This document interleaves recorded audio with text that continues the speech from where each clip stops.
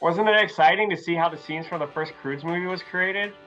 From those initial sketches to the wireframe animations to the final cuts, a lot goes into those animated movies before you see them on the big screen. In fact, I went to college to become one of those 3D animators. Pretty cool, huh? Fortunately for you, it didn't work out though, because I wouldn't be here today. But this week, we're not going to be learning about animation. We're going to be learning about art far older than that. The first art, in fact. In this lesson, we're going to take a journey back in time to explore the fascinating world of cave paintings, just like the dad from Cruise was creating. It all began with the discovery of the Lascaux Caves. Imagine a group of curious kids and their dog exploring a French forest in 1940. As they wander through the woods, their dog suddenly disappears into a small hole in the ground. Intrigued, the kids follow, only to find themselves in the breathtaking underground world abandoned with ancient, vibrant paintings of animals, handprints, and symbols.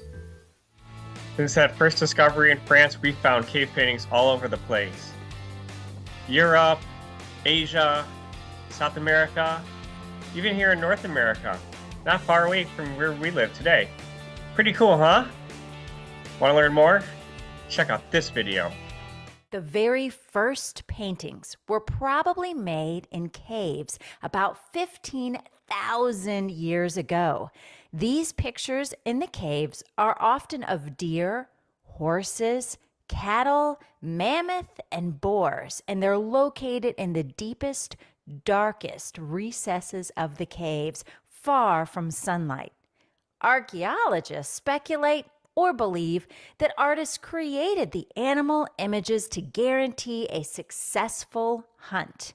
Many are portrayed or shown pierced with arrows, and gouges in the rock indicate that cave dwellers may have even thrown their spears at their paintings.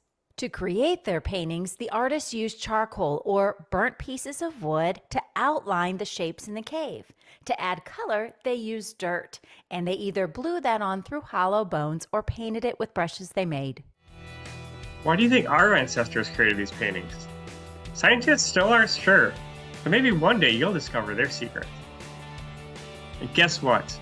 These clever artists didn't just paint animals on the walls. They drew pictures of people and special symbols, kind of like secret codes in adventure stories.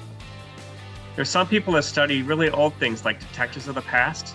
They're called archaeologists, like Indiana Jones.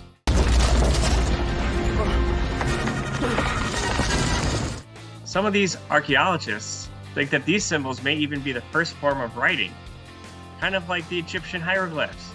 Isn't that cool? Now here's the fun part.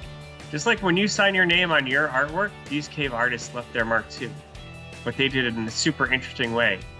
They pressed their hands against the cave walls, and they blew colors onto them using charcoal and plants. It's like they were saying, I was here. It's like the first graffiti. For your studio time assignment this week, you'll create one of those handprint cave paintings using crayons, construction papers, and of course, your hands.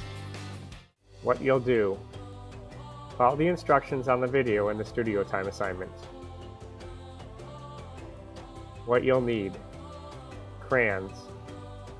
You can choose any colors you want, but make sure you have at least 4 different colors. A sheet of paper. Brown construction paper or craft paper will give you the illusion of a cave, so you can use any thick blank white paper. What to think about? What do you think it would be like to live in a cave? Would you paint on your own walls at home? What other designs, like animals, human figures, or any other things, would you add to your artwork? I can't wait to see your awesome artwork. Until next week, keep being creative. Bye!